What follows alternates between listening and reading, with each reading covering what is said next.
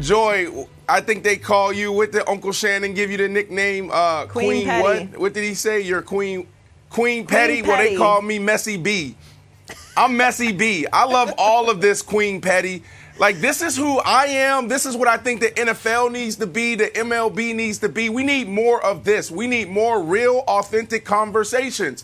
There's been this shift in power over the last year, racial tension soaring in 2020.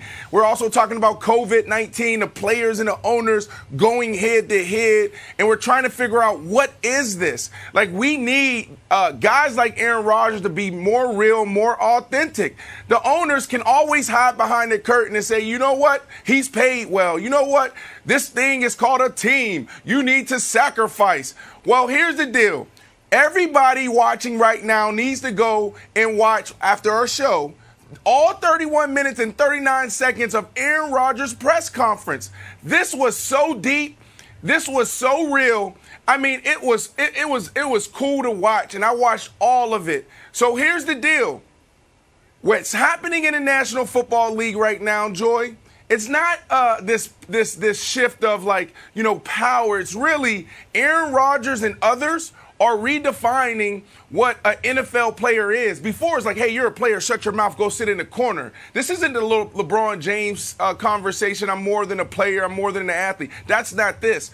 For so long, we've been telling our players, you know what, just go come in and do your job. We got everything else. And what Aaron Rodgers is saying is no, that's not going to happen. Russell Wilson is saying, no, that's not going to happen. We want a seat at the table, and we want a seat at the table now. In the National Football League, we talk about guys being put in boxes and being institutionalized. And these guys are now saying, you know what, we are the most powerful piece in this whole entity, and now we're going to use that as leverage to actually be a part of the discussion, to be a part of the bigger business. Now, what it has to take is Aaron Rodgers and other guys to step up, continue to step up and push this conversation forward, but we didn't see that before. My only gripe with Aaron, Joy, is this. Why did it take 16 years for you to stand up against the organization? Now, you mentioned all these other guys, Jordy Nelson, you mentioned Julius Peppers, James Jones, and all these other people. Well, when your contract is up for discussion and you're in year 16 and they're about to treat you this way, now you want to go back and say, hey, why did you treat the other guys that way? You were Aaron Rodgers, starting quarterback of that franchise for 14 years. You should have done that before. Well, two things. One, I would say it's the Tom Brady effect, which is my initial thought on why all of this is happening. And I'll get to that in a second. And second, I would say sometimes, you know, you can't truly empathize until you're in that situation. So, you know, you can say you support the other guys, and I'm sure he does, but maybe, you know, this is the part of the reason why he is standing up the way he is now is because, like you said, now he's the guy who they're kind of phasing out of the organization. Trying to push out, yeah. Right. Now, he's been a great company man for a very long time, and now he's in a different situation, and he's realizing, hey, wait a minute. I'm Aaron Rodgers. You can't do this to me. And he's played his cards. I thought he was brilliant yesterday. You were watching an intelligent person play their hands brilliantly. He wasn't emotional, but had just enough humility. He made great points. He landed them. He took little jabs, but not too much. And he kept it real. I mean, it was a masterclass in, he read them to the T, honey. Oh, I loved it. I was here for every second of it and enjoyed it. Because we have been through a lot. Oh, I loved it. I mean, but it was really measured. It was really measured. It was really transparent. And I thought he really got his point across from his mouth, which I think was important. I didn't know how Aaron Rodgers was going to handle it. I always thought he was going to be in training camp, but was he going to continue this sort of passive-aggressive, speaking through other people, all of this mess that we've all talked about all offseason? But he didn't. He went straight for it, stood in front of the media, gave everyone his thoughts, what was going on, what he wanted, what he asked for, what he felt. And I thought he was very almost relatable. I mean, if I'm a Packers fan, how can you watch that and feel like, wait a minute. Right. Aaron Rodgers might Aaron Rodgers might know a thing or two about this organization now that I think about it. So I thought he nailed it. It was a really crazy offseason for the Packers and for Aaron Rodgers. He stood up there. We got it straight from him, what he was feeling. And I don't think he's wrong. I don't think there's a winner and loser overall in the situation. I do think the front office took an L yesterday. But the compromise that these two parties have come to has set the Packers up to have their last dance. I do think this is the end for Aaron Rodgers in Green Bay. We'll see, and we'll talk about that later. But I thought yesterday was a really good day for Aaron Rodgers. Yeah, so Joy, you mentioned Tom Brady, and I think you and I picked up on a similar vibe. Brandon, I thought the specter of Tom Brady hung over that entire news conference, both from two organizations that Brady played for.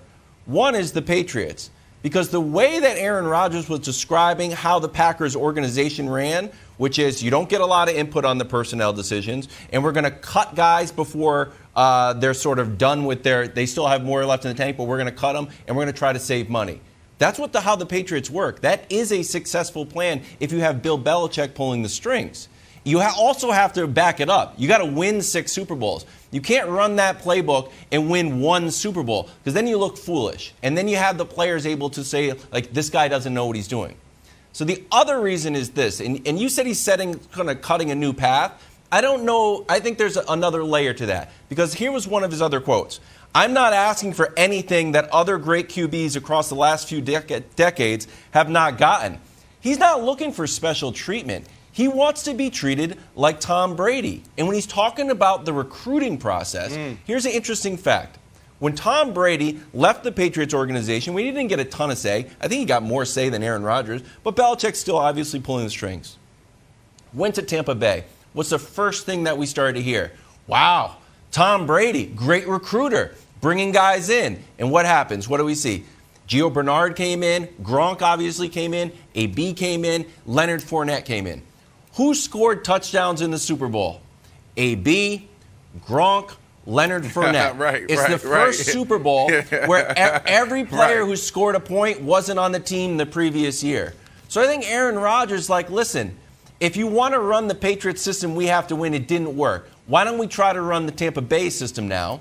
Let me be, literally, I don't have to pull the strings. I literally just want to be a pseudo-consultant. Not even a real consultant, just pseudo-consultant. Yep. Give me a shout. No surprises. Bring me in. The takeaway for me is the Packers management was they mismanaged it. It was almost like a dereliction of duty on their part not to keep him involved in the situation. Now let's go the Tampa Bay route. Let me have more say in personnel. Well, great job highlighting that. But I want to go back to New England, Wilds. Like, Tom Brady should have never left New England if Tom Brady actually tapped into what Aaron Rodgers is tapping into now. Look at what's happening now, Joy, with Aaron Rodgers bringing back Randall Cobb. And this whole word that we've been throwing around all week, concessions. That's what I mean by this shift in power, this shift in how we look at the football player. And what does that mean, football player? Is it just player, or do you need to add a little business to that? Tom Brady, here's the problem. Tom Brady had Randy Moss. Why did Randy Moss leave town the way he left? Why was Randy Moss bitter? The last game Randy Moss ever played in, I was there. It was in Miami. And I went up to Randy Moss after the game, and I asked him for his jersey. He took it off. He said, "You can have this, Ish." Right? Why? Because the way he was being treated. Why, Wes Welker, why did he get pushed out the way he got pushed out? We're talking about one of the greats. We're talking about team. We're talking about sacrifice. Oh, all these guys in the locker room, we're all here together. Julian Edelman, grossly underpaid his entire career. Why? Tom Brady never stood up and said anything. Now you got Aaron Rodgers in his situation. Now Aaron Rodgers saying, Jordy Nelson, Clay Matthews, Julius Peppers, James Jones, John Kuhn, Casey Hayward. Well, that's great to do this in year 16, but what about in year 10 when those guys were getting pushed out? They have the power to be able to say, you know what, if my guys aren't back, I'm not back. If my guys aren't back, you have a problem with me. And because they are the starting quarterbacks and they have all this power, and if they tap into it, things will actually move. But we haven't seen that type of shift in the last, 10, 15 years. Thanks for watching. Subscribe here to get the latest from the show. Also, be sure to check out more of the best clips from First Things First, or go watch a few segments from our other shows on FS1.